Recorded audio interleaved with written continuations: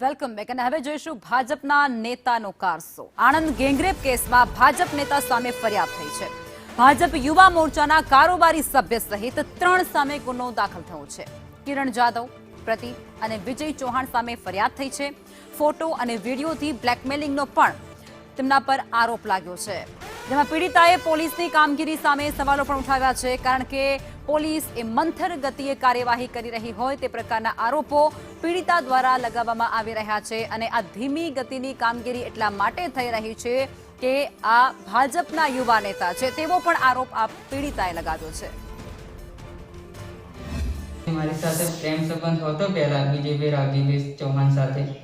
તે મને અત્યારે બ્લેકમેલ કરે છે, વિડીયો બતાવી બ્લેકમેલ કરી મારી સાથે દુષ્કર્મ આચરે છે અને એના મિત્ર બી સાથે એને દુષ્કર્મ આચરાયો છે.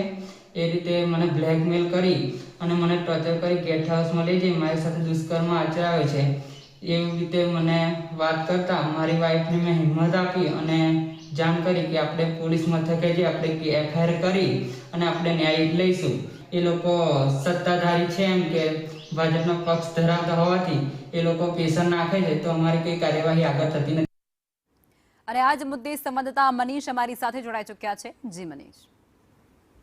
જી, મહત્વની વાત કરવામાં આવે તો ખંભાત તાલુકા ભાજપ યુવા મોરચાના કારોબારી સભ્ય વિજય ચૌહાણ સામે ગત 4 તારીખના રોજ પીડિતા દ્વારા પોલીસ અરજી કરવામાં આવી હતી દુષ્કર્મની, તેમજ તેની પર વિવિધ આક્ષેપો કરવામાં આવ્યા હતા. તેમ છતાં પોલીસ દ્વારા કોઈ ફરિયાદ ના નોંધતા પીડિતા દ્વારા મીડિયાનો સહારો લેવામાં આવ્યો છે. મહત્વની વાત છે કે કારોબારી સભ્ય દ્વારા બ્લેકમેલિંગ કરી ફોટા તેમજ વિડીયો વાયરલ કરી દેવાની ધમકી આપી પોતાના મિત્ર સાથે દુષ્કર્મ ગુજાર્યા બાદ પીડિતાને શોષણ કરાતા ફરિયાદ નોંધવામાં આવી છે.